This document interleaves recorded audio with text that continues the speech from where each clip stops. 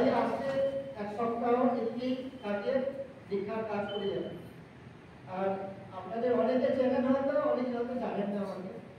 তো কথা হচ্ছে, আমি আমরা তো নিজের কথা বা কি বলবো বা ঠাকুরের কথা আমরা জানি বা আমরা আচার্যদেবের সঙ্গ করে বর্তমান যিনি আমাদের সবসময় আমাদের নিয়ে চলছেন, ঠাকুরের রাস্তায় এগিয়ে দিচ্ছেন, তার কাছে শুনে অনেক কথা আমরা শিখি জানি। হয়তো আমি দু একটা কথা কাজ তুলে ধরবো, আর আপনারা যাতে আরো তাকে নিয়ে সবসময় সেই ইষ্টপ্রাণনায় মেতে থাকেন, তাকে নিয়ে থাকেন, সেই চেষ্টা আমি একটা কথার মধ্যে বলার চেষ্টা করি। সময় কম, সময় সীমিত আমাদের সঙ্গে, আর বেশি সময়ও আমি নিতে চাই না। আমরা সবসময় একটা চিন্তাধারা, আমাদের ব্যক্তিগত একটা চিন্তাধারা নিয়ে থাকি, আর আমাদের মধ্যে সবসময় একটা বৃত্তি প্রবৃত্তির ভাব থাকে। সবসময় আমরা সেই বৃত্তি প্রবৃত্তি ভরেই থাকি, সেটা কাটিয়ে উঠতে পারি না। আর আচার্যদেব চাইছেন সেটা, যে সেই পাঁচটা, সেই মানে বাধাটা আমরা কিভাবে কাটিয়ে সবসময় যে ঠাকুর ঠাকুর ভাবটা যদি আমাদের মধ্যে আসে। আমরা সবাই যারা আছি, আমরা সবাই ঠাকুরের সপ্তাহে দীক্ষিত।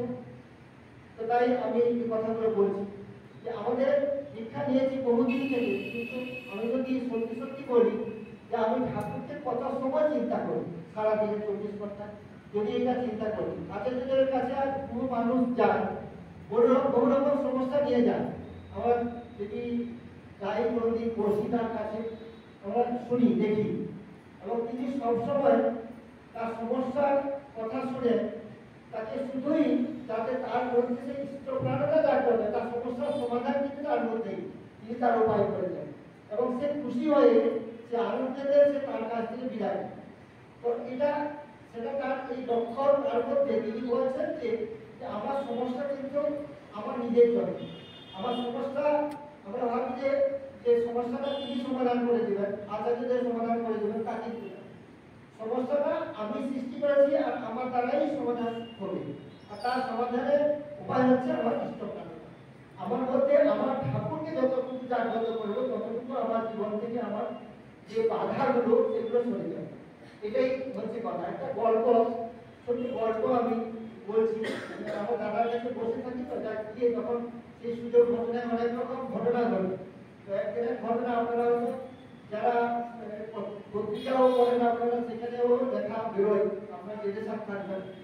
তো একজন মা তার বাচ্চাকে নিয়ে, 3 বছরের বাচ্চাকে প্রণাম করতে আসছে, মা প্রণাম করছে, বাচ্চাটা এগিয়ে গেছে, তখন দাদার দিকে চলে যাচ্ছে হেঁটে। আর তখন সে তাকে আটকানোর জন্য বুঝানোর চেষ্টা করছে, তারা পাশে আছে। তো তখন দাদা বলছে আপনার এলো কাছে, এলো দাদার কাছে দাঁড়াবে। দাদা বলছেন তুই আমাকে কিছু দিবি? দাদা হাত পাবে। তখন সে তার দাদা পকেটে হাত রেখে কতগুলো লজেন্স ছিল বের করে দাদা হাত দিল।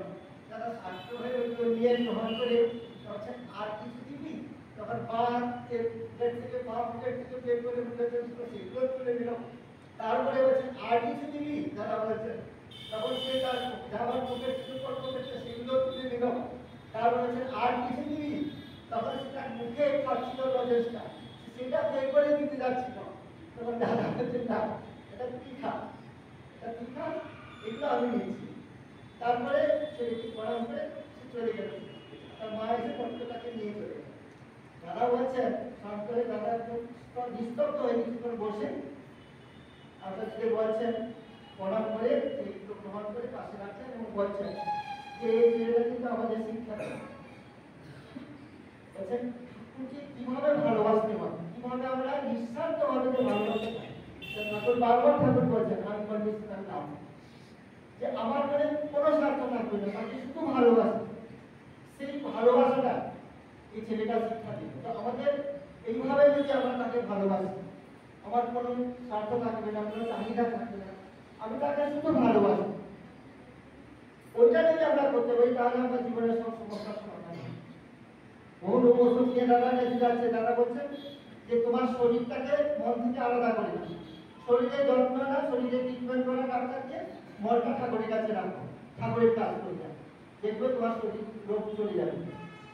তো এই যে কথা, আর মরার আগে আমরা বারবার আমরা ওই যে মনটাকে সেই শরীরের দিকে করে আমরা বারবার বলে যাই মরার আগে, এ করতে যাবো, যে হয়তো বিরাট রোগে আক্রান্ত, ক্যান্সার নিয়ে একটা ছেলে ক্যান্সার নিয়ে মানে একজন খুব ক্যান্সারে ইয়ে করছে, ভুগছে। একটা মা এসে বললো যে ও একটা মা ঠাকুর বাড়ি ওখানে ঠাকুর বাড়ি সব যত্ন নিত আর স্ত্রীকে সব কাজ করতে সব করতো। তো আজকাল তার ক্যান্সার হয়েছে, সে আর করে না, আপনার ভালো লাগে না, এই করছে। মাটা তারা কাছে বলবেন, তারা বলে তাকে বলবেন বুঝিয়ে যে ঠাকুরের কাজ করলেই মন ভালো থাকবে, শরীর ভালো থাকবে। যদি চায় ওই কাজটাই করে যায়, যদি না করে মনকে ওই কাজটাই করে যায়। তো এইভাবে যারা আমাদের উদ্বুদ্ধ করেন আচার্যদের। একটা ছেলের বাবা মারা গেছে, যেদিন শ্মশান থেকে ফিরেছে তাকে আচার্যদের সঙ্গে সঙ্গে ফোন লাগিয়েছেন, জিজ্ঞেস করেছেন কি করতে চান। সে ছেলেটা পত্রিকার কাজ করবে, রাইডের বা অন্যান্য পত্রিকা কলকাতায় কাজ করবে। তারা জিজ্ঞেস করছেন সে কি করতে চান, তার কি চিন্তাধারা। এবং তাকে জিজ্ঞেস করে সে সমস্ত উত্তর দেয় যে দাদা যা আমাকে দায়িত্ব দিয়েছে সেই কাজই করে যাবে। দাদা খুব খুশি হলে খুব ভালো। শোক করলে চলবে, শোকে এখন বাবা মারা গেছে, শোকের ভাব আছে, তুমি ঠাকুরের কাজ করে যাও, এটাই আমি চাই। তারপরে সে পড়ে গেছে, সেই দিনই রাত্রে 12টার সময় পড়ে এসেছে রায়গের পত্রিকা নিয়ে, প্রায় 1-2 ঘন্টা সেই ঠাকুরের কাছে রায়গের পত্রিকার কাজ করে। তারপরে তাকে বলেছেন যে যখন যেখানে যাওয়া প্রয়োজন সেখানে যাবে পত্রিকার কাছে। এবং সে লেগে সেই শোক ভুলেই গেল, সে ঠাকুরের কাজ নিয়ে এমনভাবে লেগে থাকবে। এবং পরবর্তীতে দাদার কাছে এসে যখন কাজগুলো করে এসেছে, কাজকর্ম শেষ করে বাবা দাদা খুব খুশি হয়েছেন এবং বলছেন যে আমি এটাই চাই। আর তিনিও তার বাবার মৃত্যুর সময় তিনি ষষ্ঠকে দাঁড়িয়ে সবাইকে বলেছিলেন যে আমাদের শোক আমাদের জীবনের কিন্তু লক্ষ্য না, আমার জীবনের লক্ষ্য হচ্ছে আনন্দ। আমাদের সত্তা আমাদের পরম আনন্দময়, বলেন সত্তা সচিদানন্দময় আমরা বলি, ঠাকুর বলেছেন কথাটা, সত্তা সচিদানন্দময়। তো সেই সচিদানন্দময়, যে আনন্দময় পরম আনন্দের যে অধিকারী আমরা, সেই আমার সেই সত্তাকে তার থেকে আমরা দূরে যেন নিয়ে যাবো, আমরা দূরে নিয়ে যাবো না, আমরা ঠাকুরের থেকে দূরে চলে যাবো। তাই সবসময় এই মনটাকে আনন্দের মধ্যে রাখা দরকারটা কেবলই ঠাকুর যদি আমার সাথে থাকে তখনই। তাই ঠাকুরকে আমার মধ্যে চিরস্থায়ীভাবে রাখা। তাই দাদা বারবার বলেন যদি আমার মনের মধ্যে ঠাকুর ঠাকুর আমি ঠাকুর তোমাকে খুব ভালোবাসি, আমি তোমাকেই ভালোবাসি, এই ভাবটা যদি আমরা বলে যে 24 ঘন্টা তোমরা যদি এই ভাব নিয়ে থাকো, দেখবে তোমার মধ্যে আসবে ভালোবাসা, তার প্রতি তার মজা ধীরে ধীরে এবং তার কর্মের মধ্যে নিজেকে নিয়োজিত রাখতে হবে।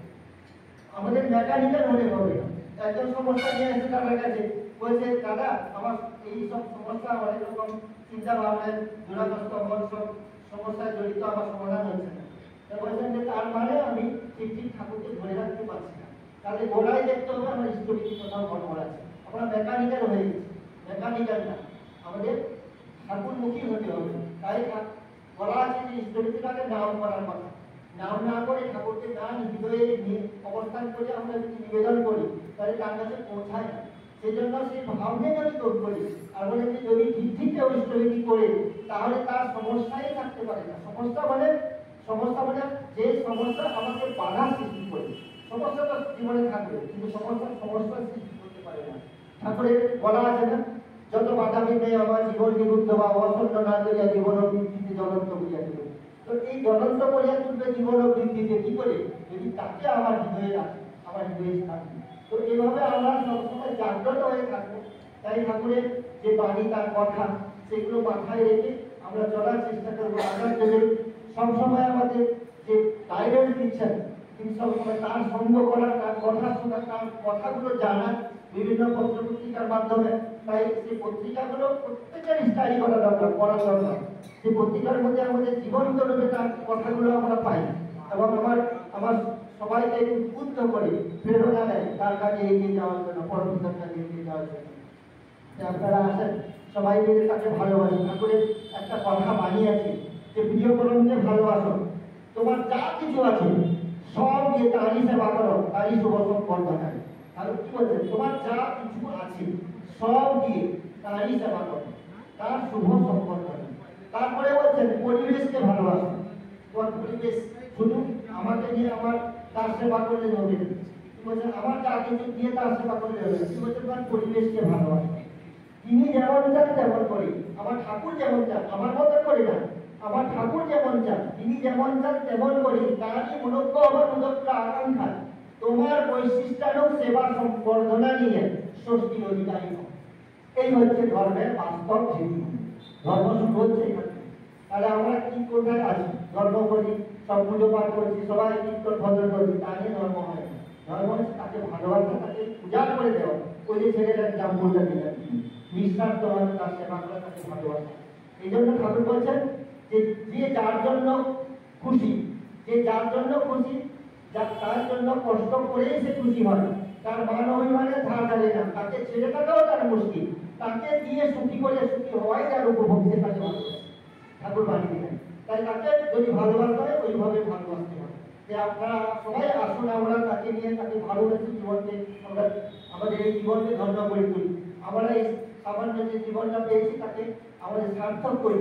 আমরা সবাই মিলে তাই দীক্ষা করতে যে কাজ, যে বলা হয়েছে, তাই ইতিহাসের কথা তাই বলছেন আমরা সুস্থ থাকি, physically, mentally, spiritually and socially.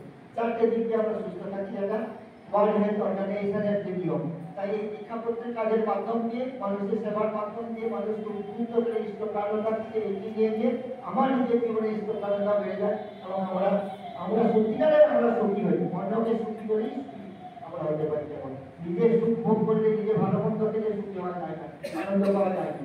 অপরকে আনন্দ দিয়ে আমরা আনন্দ পাই, অপরকে খাইয়ে আমরা আনন্দ পাই, অপরকে সুখী করে আমরা সুখী।